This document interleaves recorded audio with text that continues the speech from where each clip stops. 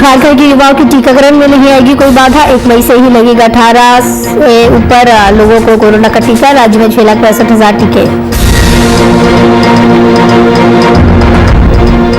CM Nitish ने corona के मसले पर की उच्च स्तरीय समीक्षा बैठक। सभी सरकारी और निजी अस्पतालों में बढ़ेंगे कोविड बेड। केंद्रीय कोटा के अलावा ऑक्सीजन का खर्च खुद उठाएगी राज्य सरकार। बिहार में 3 दिन बाद बंद हो जाएगी 23 स्पेशल ट्रेनें। कोरोना के बढ़ते संक्रमण को देख ईसीआर का फैसला। 29 अप्रैल से राजगीर, दानापुर, इंटरसिटी समेत 23 ट्रेनें होंगी बंद। रांची में आसमान में दिखा अद्भुत नजारा। सूरज के चारों ओर दिखी अनोखी लिंग। लोगों ने मोबाइल में कैद की तस्वीरें।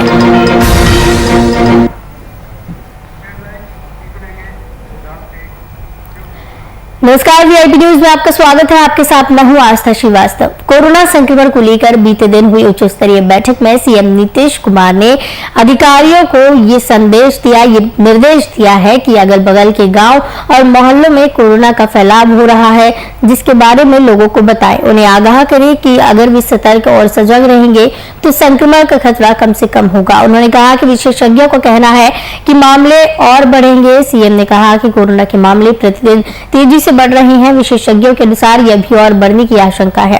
कोरोना के बढ़ते मामलों के हर पहलू पर गंभीरता से विचार करें। मुख्यमंत्री ने कहा कि संचार के अन्य माध्यमों के साथ साथ माइकिंग द्वारा गांव-गांव तक कोरोना संक्रमण के प्रति लोगों को सतर्क और सजग करने के लिए निरंतर अभियान चलाएं। लोग मास्क का जरूर प्रयोग करें।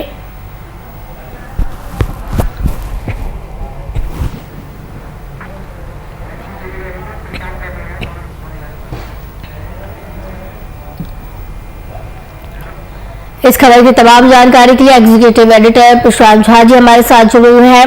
प्रशांत जी, सीएम ने हालातों की समीक्षा की है, बैठक का आयोजन हुआ है, क्या कुछ इस दौरान चर्चा की गई? देखिए, आज ये जो बैठक कल बुलाई गई थी, इस बैठक के सबसे अहम पहलू ये था कि कोरोना के लेकर के जो बिहार में स्थिति है उसको फिर से एक बार रिव्यू करना। तो इसमें तमाम अधिकारी बैठे हैं और जो हालात हैं, जिस तरह से कोरोना के नए संक्रमित मरीज लगातार सामने आ रहे हैं, जो अस्पतालों की स्थिति है, जो ऑक्सीजन की स्थिति है, दवाइयों की स्थिति है, इन तमाम मुद्दों पर पूरे बिहार के जिला अधिकारी और एसएसपी के साथ ही जो बिहार के ये हेल्थ मिनिस्टर हैं, साथ में हेल्थ के जो प्रिंसिपल सेक्रेटरी हैं और जो अधिकारी हैं, इनको लेकर के ये बैठक आयोजित की गई थी। और इस बैठक में मुख्यमंत्री ने सीधे तौर पर चिकित्सा से जुड़े लोगों को और साथ में अस्पताल के लोगों को और प्रशासन को यह निर्देशित किया है कि ऑक्सीजन की कमी किसी भी स्तर पे नहीं होनी चाहिए, दवाइयों की कमी नहीं होनी चाहिए। ऑक्सीजन की कमी अगर है तो सरकार के खर्चे पर हर अस्पताल को ऑक्सीजन उपलब्ध कराया जाए, ताकि इस ऑक्सीजन के न रहने से किसी की सांस की डोर न टूटे। यही बात उन्होंने दवाइयों को लेकर के भी कही है। साथ में उन्होंने जिला पदाधिकारियों को और एसडीओ को और एसपी को यह निर्देश दिया है कि तमाम गांव के जो इलाके हैं उन तमाम जगह पर माइकिंग करा के लोगों को कोरोना के बारे में बताएं और इससे सचेत होने के जो उपाय हैं वो भी बताएं, ताकि पूरे बिहार में जो कोरोना का फैलाव हो गया है उसको रोका जा सके। जी, जिस तरीके से कोरोना के आंकड़े बढ़ते जा रहे हैं, इसको देखकर सीएम ने ये जो समीक्षा की है, हालातों पर इस दौरान चर्चा की गई है। कोरोना की जो रिकवरी दर है, अगर उसकी बात की जाए, रिकवरी दर पर क्या कुछ इस दौरान बात की गई? देखिए, जो कोरोना पेशेंट हो रहे हैं बिहार में, उनकी रिकवरी दर भी अभी भी काफी अच्छा है और इसको लेकर के सीएम ने अपने अधिकारियों और मंत्री को ये निर्देश भी दिया है कि जो दवाइयां हैं, जो ये इस पर कहीं से भी कोई कोताही न की जाए। और साथ में उन्होंने ये भी कहा कि जो डेंटल के डॉक्टर हैं, जो आयुर्वेद के डॉक्टर हैं, जो यूनानी डॉक्टर हैं, इन तमाम डॉक्टरों को ट्रेनिंग दिया जाए। इनसे भी कोरोना के लेकर के जो अभी महामारी है इसमें उनका इस्तेमाल किया जाए, उनको भी यूज किया जाए, और ताकि जो जितने पेशेंट हैं सब तक चिकित्सा सुविधा उपलब्ध कराई जा सके। यानी मुख्यमंत्री इस मामले को लेकर के काफी सजग हैं। और आपको बता दें कि जब कल ये बैठक हुई, बैठक के बाद मुख्यमंत्री निकल गए और पटना जैसे शहर में कहां पर एक बड़ा अस्पताल तत्काल बनाया जा सकता है, या जो मेदांता का अस्पताल यहां लगभग बनके तैयार है उसको चालू करवाने के लिए उन्होंने खुद ही कल निरीक्षण करने वहां तक पहुंच गए मुख्यमंत्री। यानी मुख्यमंत्री इस पूरे मामले को लेकर के, कोरोना को लेकर के बिल्कुल सजग हैं और लगातार वो निगरानी कर रहे हैं कि कहीं भी कोई ऐसी स्थिति ना हो जिससे कि सरकार के लिए स्थिति बुरी हो जाए। जी बिल्कुल, जिस तरीके से सीएम नीतीश कुमार हर पहलू पर चर्चा कर रहे हैं और हर हाल में मरीजों को ऑक्सीजन मिलने की बात कर रही है, बेड बढ़ाने की बात कर रहे हैं, और जिस तरीके से अस्पताल के बारे में आपने बात की कि अस्पताल खोलने के नए बात कर रहे हैं, चर्चा की जा रही है इसको लेकर, तो तमाम जो नीतीश सरकार की तरफ से पहल की जा रही है कहीं ना कहीं ये लोगों के लिए फायदेमंद साबित होगी। बिल्कुल आस्था, देखिए अगर 500 बेड का एक और नया अस्पताल शुरू हो जाता है तो निश्चित तौर पर जो पेशेंट के सामने सबसे बड़ी समस्या है कि उनको बेड नहीं मिल रहा है, वो समस्या थोड़ा सा पटना में कम हो जाएगा। इसके अलावा मुख्यमंत्री ने एक बात और कही है कि जो भी निजी अस्पताल हैं जहां पर भी ट्रीटमेंट चल रहा है, अगर उन अस्पतालों को ऑक्सीजन की कमी हो जाती है, या मान लीजिए कि उनको रेमडेसिविर जो दवाई है वो दवाई उनके पास नहीं है, तो मुख्यमंत्री ने अपने खुद पहल करके सारी चीजों को देखा है, दवाइयां मंगवाई हैं, ऑक्सीजन को लेकर के क्या अरेंजमेंट हो सकता है, क्योंकि बोकारो स्टील प्लांट से जो इनके पास लिक्विड फॉर्म में ऑक्सीजन आया है उसको कितना जल्दी कन्वर्ट करा के, क्योंकि लिक्विड फॉर्म में जाना नहीं है, उसको तो ऑक्सीजन के रूप में जाना है, तो उसके लिए वो अरेंजमेंट लगे हुए हैं। और साथ में ये कोशिश है बिहार के तमाम जगहों पर ऑक्सीजन की कमी नहीं हो, अस्पतालों में कोई दिक्कत नहीं हो, निजी अस्पताल अगर कहीं से भी हैं तो उनको भी यह परमिशन दिया जाए। आपको बता दें कि कल पटना के डीएम ने मुख्यमंत्री के निर्देश के बाद ही लगभग 91 निजी अस्पतालों में कोरोना के जांच का अधिकृत किया है। इससे यह है कि जब भी पटना में पीएमसीएच हैं, एम्स हैं, आईजीआईएमएस हैं, एनएमसीएच, जो 4 बड़े सरकारी अस्पताल हैं, इसके अलावा जो पटना में आपको 4 जो छोटे छोटे हॉस्पिटल्स हैं, इनके अलावा भी जितने भी यहाँ पर प्राइवेट बड़े नर्सिंग होम्स हैं उनको भी मुख्यमंत्री के बाद ये परमिशन दे दिया गया है कि आप इलाज करिए और आपको कोई दिक्कत नहीं होने दी जाएगी, ना तो ऑक्सीजन की ना दवाई की। तो लगभग कह सकते हैं आप आस्था कि मुख्यमंत्री के लेवल पर जो ये बैठक हुई, यह बैठक लोगों की सांस की डोर ना टूटे, उसकी डोर मजबूत रहे, इसके लिए पूरी कोशिश की गई। जी बिल्कुल, कहीं ना कहीं सरकार की तरफ से भी पूरी तरीके से कोशिश की जा रही है कि जिस तरीके से कोरोना के आंकड़े बढ़ रहे हैं और जिस तरीके से मरीज अस्पतालों में पहुंच रहे हैं इलाज के लिए, तो मरीजों को किसी भी प्रकार की कोई परेशानियों का सामना न करना पड़े। बहुत बहुत धन्यवाद। प्रशांत झा, एग्जीक्यूटिव एडिटर, हमारे साथ जुड़े थे इस खबर की तमाम जानकारी के लिए।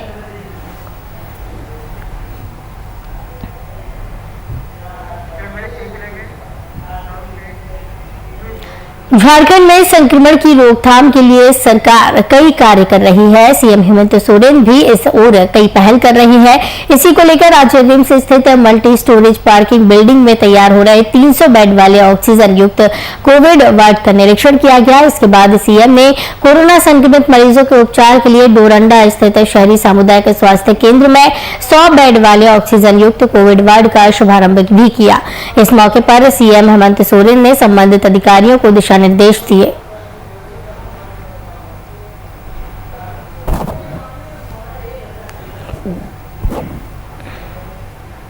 तो बताने की आवश्यकता नहीं है, अभी आवश्यकता है कि मिलजुल करके इस संक्रमण की जंग को जीतना। आज इस संक्रमण से प्रभावित व्यक्ति, क्योंकि यह संक्रमण इस तेजी से आया है कि लोगों को, आम लोगों को तो छोड़िए, किसी को भी यह पता नहीं चला कि इस तरीके की रफ्तार, इस रफ्तार के साथ ये आएगा और लोगों को परेशान करेगा। आज इस संक्रमण में सबसे अधिक लोगों को ऑक्सीजन युक्त बेड की आवश्यकता पड़ रही है और इसको लेकर आपने देखा होगा निरंतर हमने कई प्रयास की हैं।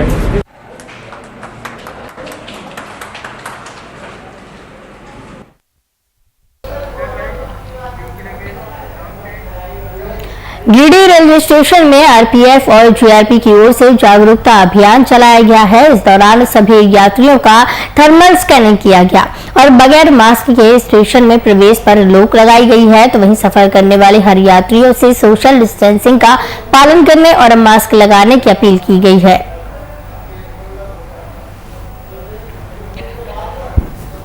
परिसर में आ रहे हैं, पूरा मास्क लगा के आ रहे हैं, सोशल डिस्टेंसिंग मेंटेन कर रहे हैं। इसके लिए हम लोग जागरूकता अभियान चलाते रहते हैं। यहाँ पर जो भी स्टेशन परिसर प्रवेश करते हैं उनको थर्मल टेम्परेचर चेक करते हैं। टेम्परेचर ज़्यादा रहने पर हम लोग प्रवेश करने नहीं देते हैं। जो बिना मास्क होते हैं उन लोग को हम लोग अपील करते हैं कि बिना मास्क अगर प्रवेश न करें उनको वापस भी करते हैं।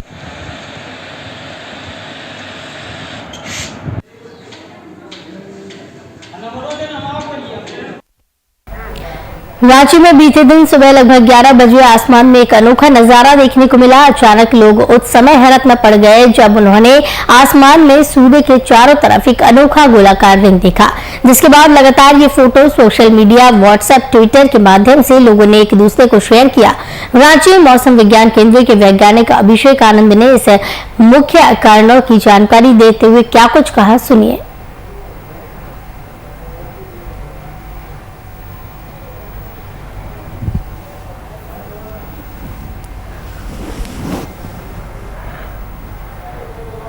आज झारखंड के कई इलाकों में जो सन है सूरज के चारों ओर एक सर्कल देखने को मिला और उस सर्कल को वैज्ञानिक भाषा में हालो कहते हैं और ये एक ऑप्टिकल फिनोमेना है जिसमें क्या होता है कि जो पतले दर्जे की जो हाई लेवल के क्लाउड्स होते हैं सीरोस्ट्रेटस सीरस, इनमें जो आइस क्रिस्टल होते हैं इनसे जो सनलाइट है जब वो टकराती है एक विशेष कोण में खासकर 22 डिग्री उसके आसपास में, तो एक ऑप्टिकल फिनोमेना होता है जिसके कारण वहां पे एक सर्कल जैसा हमें देखने को मिलता है।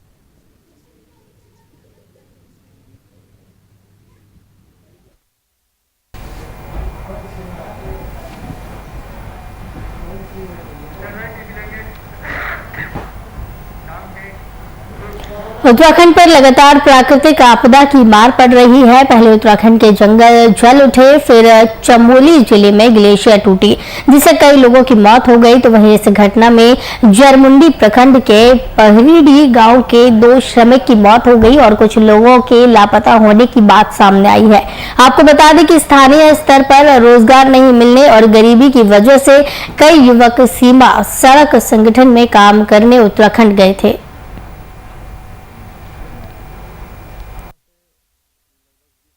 मामला है कि यहाँ से लगभग 20-25 लेबर गया था काम करने के लिए उत्तराखंड, जिसमें कि वहाँ से घटना घटा। हम लोगों को जानकारी दिया, नीचे में कुछ आदमी था, उसने जानकारी दिया कि वहाँ जो है घटना घटा है और कुछ आदमी जो अभी तक लापता है और 2 आदमी का पहचान हुआ है,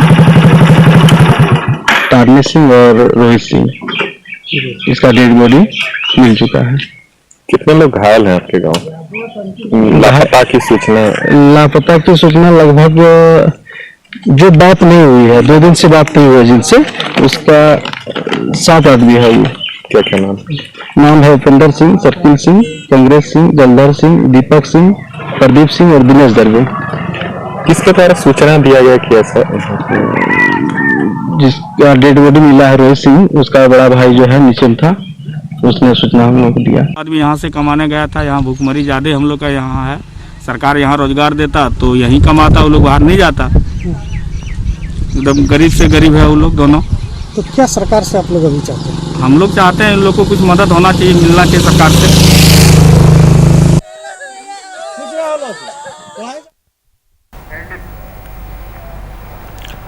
तो आपको बता दें कि दुमका के 2 श्रमिकों की मौत हुई है, कई लोग आपदा में घायल हुए हैं, लापता हुए हैं। तो उत्तराखंड पर लगातार जिस तरीके से आपदा देखने को मिलती है, प्राकृतिक आपदा की मार देखने को मिलती है, तो कहीं ना कहीं इस दौरान परेशानियां लगातार लोगों की बढ़ती जा रही हैं। इसी के चलते दुमका से जब श्रमिक उत्तराखंड पहुंचे थे मजदूरी करने के लिए, तो इस दौरान प्राकृतिक आपदा में 2 श्रमिकों की मौत हो गई है।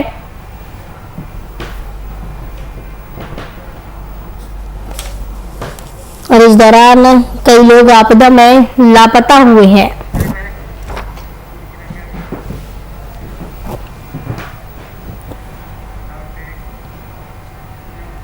झारखंड के युवाओं को कोरोना का टीका लगने में कोई रुकावट नहीं डालेगी। तय समय सीमा से ही इनके टीके की शुरुआत होगी। सरकार इसकी तैयारी में जुट गई है। प्रभारी हेल्थ सेक्रेटरी अरुण कुमार सिंह ने बताया कि अभी राज्य में कोविशील्ड और कोवैक्सीन के लगभग 6,65,000 टीके सुरक्षित हैं। इसके अलावा 50 लाख टीके की मांग केंद्र सरकार से की गई है। इसमें 30 लाख पुरानी मांग पेंडिंग और 20 लाख टीके की नई डिमांड की गई है। उन्होंने बताया कि केंद्र सरकार ने राज्य सरकार को आश्वासन दिया है कि 15 दिनों के भीतर राज्य सरकार की डिमांड के मुताबिक सारे टीके उपलब्ध करा दिए जाएंगे। उन्होंने बताया कि इसके अलावा राज्य सरकार की तरफ से 25 लाख डोज सीधा टीका बनाने वाली कंपनियों को ऑर्डर किए गए हैं, तो वहां से भी तय समय सीमा मिलने की संभावना है।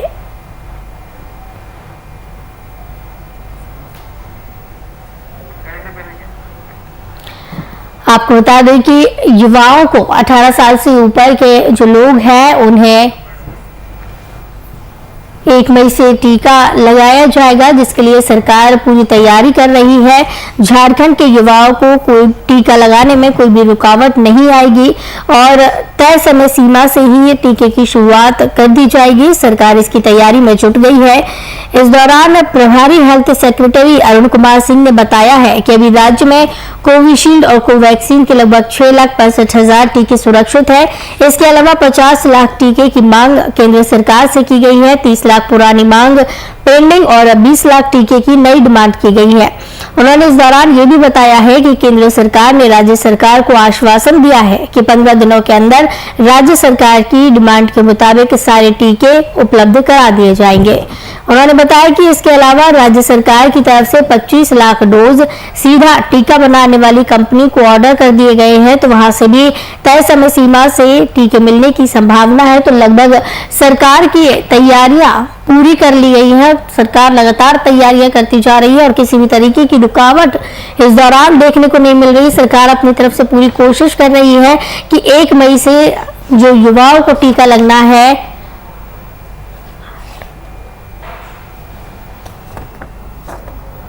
उसमें कहीं भी कोई रुकावट ना आए। 1 महीने से 18 साल से ऊपर वाले जो युवा है उन्हें टीका लगाया जाएगा। राज्य में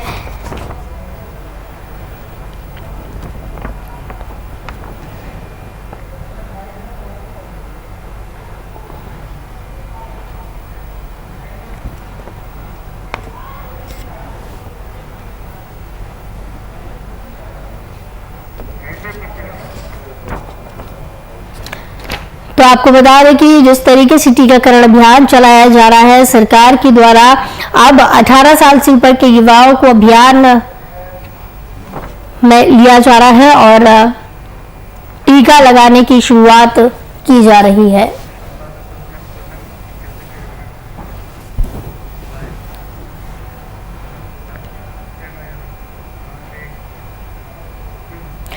इस खबर की तमाम जानकारी के लिए हमारे साथ बिहार झारखंड संपादक कुंदन कृतज्ञ जी जुड़े हुए हैं। कुंदन जी, युवाओं के टीकाकरण की शुरुआत की जानी है 1 मई से। सरकार लगातार तैयारियां कर रही है। सरकार की तरफ से टीकाकरण के लिए केंद्र सरकार को भी कहा गया है कि डोज भेज दें और कई कंपनियों को भी कहा गया है कि तय समय सीमा के अंदर में डोज भेज दें। तो सरकार की तरफ से ये जो तैयारियां की जा रही है और क्या कुछ तैयारियां की जा रही है? देखिए, आप 16 जनवरी से जब से टीकाकरण की अभियान पूरे देश में शुरू की गई है, 2 टीका कोविशील्ड और कोवैक्सीन के जरिए टीकाकरण किया जा रहा था। और जैसे जैसे समय बीतना शुरू हुआ तो सबसे पहले 60 वर्ष के लोगों का टीकाकरण अभियान शुरू किया गया। उसके बाद 45 वर्ष से ऊपर की आयु वर्ग के लोगों का टीकाकरण शुरू किया गया। अब 1 मई से केंद्र सरकार ने यह निर्णय लिया है कि 18 वर्ष से अधिक आयु वर्ग के लोगों के टीकाकरण का काम किया जाएगा। अब इसके लिए पूरे देश में टीका केंद्रों की स्थापना की जा रही है और सबसे अहम बात यह है कि जितने पैरामेडिक्स हैं जिनके जरिए टीका दिया जाएगा, क्योंकि टीकाकरण अभियान का एक अपना प्रोटोकॉल है। उस प्रोटोकॉल के तहत किसी भी मरीज की जांच की जानी है। अगर उन्हें कोई स्वास्थ्य संबंधी समस्या है तो वहां पर मौजूद डॉक्टरों के साथ उनकी उसे डिस्कस करना है और टीका देने के बाद वहां पर हर व्यक्ति को आधे घंटे के लिए मॉनिटरिंग की जानी है, ताकि टीका के बाद कोई साइड इफेक्ट या कोई आफ्टर इफेक्ट उसके उस व्यक्ति के अंदर डेवलप ना हो जाए। तो इन तमाम प्रोटोकॉल के मद्देनजर हर टीका केंद्र में उचित व्यवस्था की जा रही है और झारखंड में लगभग 2200 टीका केंद्रों के जरिए ये तमाम व्यवस्था की जाएगी और इसके लिए हर टीका केंद्रों पर एक डॉक्टर और साथ ही साथ पैरामेडिकल स्टाफ और इसके साथ ही साथ जो नजदीकी स्वास्थ्य केंद्र होंगे वहां से टीका को लेकर टीका केंद्र तक पहुंचाने की जिम्मेदारी, ये तमाम व्यवस्था दुरुस्त करने की कोशिश की जा रही है। और सबसे अहम बात यह है कि हर टीका के साथ एक उसका उचित तापमान मेंटेन करने की जरूरत है। तो ये तमाम चीजों की जिम्मेदारी राज्य सरकार पूरी करने की कोशिश कर रही है और साथ ही साथ जो टीका केंद्रों तक व्यक्ति पहुंचेंगे उनका रजिस्ट्रेशन किस तरीके से होना है, क्योंकि दोनों खुराकों के लिए रजिस्ट्रेशन होना है और आखिर में दोनों खुराक मिलने के बाद हर व्यक्ति का एक सर्टिफिकेट जनरेट होता है और उस सर्टिफिकेट के जरिए आगे के प्रोटोकॉल का पालन किया जाना है। तो यह एक लंबी प्रक्रिया है। इस प्रक्रिया में कहीं से किसी भी तरीके की त्रुटि ना हो जाए, कोई असमंजस ना हो जाए, कहीं से किसी भी व्यक्ति को परेशानी ना हो, इन तमाम चीजों को दुरुस्त करने की कोशिश की जा रही है। जी बिल्कुल, सरकार बेहद गंभीर दिखाई दे रही है टीकाकरण को लेकर। जो युवाओं को टीकाकरण लगना है उन्हें लेकर काफी गंभीर दिखाई दे रही है। इसके चलते सभी तैयारियां, जितनी भी तैयारियां सरकार की तरफ से की जानी चाहिए, शुरू हो गई है और लगभग कुछ तैयारियां पूरी भी कर ली गई हैं। तो कहीं भी सरकार नहीं चाहती है कि इस दौरान टीकाकरण में कोई भी तरीके की चूक हो। बिल्कुल, आज देखें शुरुआती दिनों में जब से टीकाकरण अभियान की शुरुआत हुई थी तो आए दिन खबरें मिल रही थी कि टीका लगाने के बाद किसी व्यक्ति की मौत हो जाती है, किसी व्यक्ति के अंदर कुछ अलग अलग की परेशानियां उत्पन्न हो जा रही हैं। इन तमाम चीजों को भी देखने की जिम्मेदारी सरकार की है, स्वास्थ्य महकमे की है। आगे आने वाले समय में किसी और विशेष परेशानी किसी व्यक्ति में पैदा ना हो, इन तमाम चीजों को देखने की जिम्मेदारी भी है। और सबसे अहम बात यह है कि 18 साल से अधिक आयु वर्ग के लोगों की जनसंख्या की अगर हम बात करते हैं तो लगभग 70% देश की जनसंख्या, या झारखंड भी अगर झारखंड के परिप्रेक्ष्य में देखें तो 70% की जनसंख्या 18 वर्ष से अधिक आयु वर्ग की आती है। ऐसे में यह सुनिश्चित करना कि 18 साल से अधिक आयु वर्ग के व्यक्ति सब समय अपना रजिस्ट्रेशन कराकर नजदीकी टीका केंद्र पर पहुंचकर टीका ले ले, तभी जाकर राज्य सरकार की जिम्मेदारी समाप्त होती है। और सबसे अहम बात यह है कि दोनों टीकाओं में कोविशील्ड और कोवैक्सीन जो 2 टीका उपलब्ध है, इन दोनों टीकाओं में 4 सप्ताह और 6 सप्ताह का फासला रखना है। फासला रखने के बाद फिर डबल बूस्टर डोज जिसे दूसरी खुराक कही जाती है, यह दूसरी खुराक भी देना सुनिश्चित करना है, क्योंकि एक खुराक लेने के बाद कोई भी व्यक्ति कोरोना से 100% सुरक्षित नहीं हो पाएगा। जब तक वह दूसरी खुराक नहीं लेगा तब तक कोरोना संक्रमण से वह बाहर नहीं निकल पाएगा। तो ऐसे में ये तमाम जिम्मेदारियां, ये तमाम जागरूकता आम जनता के बीच में फैलाने की जिम्मेदारी राज्य सरकार, स्वास्थ्य महकमा और केंद्र सरकार को है। अब देखना है हम यह है कि लोगों की तरफ से इसको लेकर कितनी अहम भूमिका निभाई जाती है, लोग कितने जागरूक होते हैं और साथ ही साथ लोग कितनी तत्परता से इस पूरे प्रक्रिया को अपनाते हैं, यह आने वाला वक्त ही बताएगा। जी बिल्कुल कुंदन जी, युवाओं में टीकाकरण के प्रति जागरूकता होने की बेहद जरूरत है, क्योंकि अब युवाओं को जो टीका लगाया जाना है उसके प्रति युवाओं को जागरूक होना पड़ेगा, ताकि टीकाकरण में सरकार तो जिस तरीके से कोशिश कर रही है अपनी तरफ से, टीकाकरण में युवाओं की तरफ से कोई कमी ना रह जाए। बहुत बहुत धन्यवाद बिहार झारखंड संपादक कुंदन कृतज्ञ जो हमारे साथ जुड़े थे इस खबर की तमाम जानकारी के लिए।